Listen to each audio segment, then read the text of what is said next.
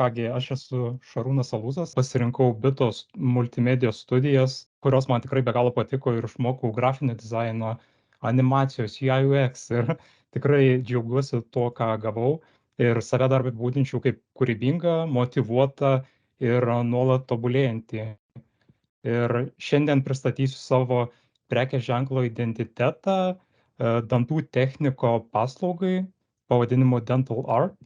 Ir beanalizuodamas šitą sritį žiūrėjau, kokius įrankius naudoja, ką jie, nu, ką naudoja darbui ir tada iš tiesų pamačiau, kad pas juos yra labai daug visokių kraštukų, įvairių formų ir mano akis užkliuvo už tokio trikampinio, kuris be galo priminė kaip tarsi teptuką, tai taip vat ir išsirutuliojo galutinis dizaino variantas ir iš tiesų tuo pačiu labai gerai siejasi ir su pačiu pavadinimu. O besigilindamas į pačią profesiją, supratau, kad ir patys tie specialistai yra tarsi menininkai, nes jiem reikia estetikos žinių, kruopštumo, atidumo, kad sukurtų kuo gražesnę šypseną. Ir oi,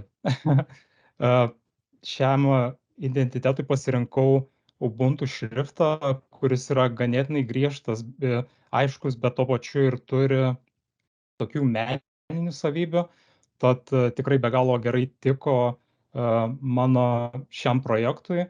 Ir dar gerai tas, kad tas šriftas tinka įvairioms kalboms. Tai jeigu kada nors, pavyzdžiui, būtų sugalvota keisti kalbą arba panašiai, tai būtų galima pasilikti prie to pačio šrifto.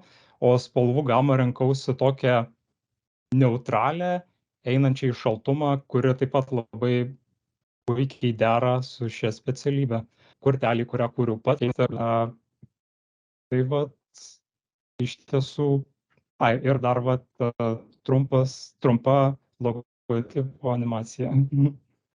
Oi. Ir ačiū uždėmesį, iš tiesų ir platesnę šio projekto analizę galite pamatyti mano Behance platformoje, kaip ir kitus mano darbus, ir lauksiu susisiekiant. Dėkui labai.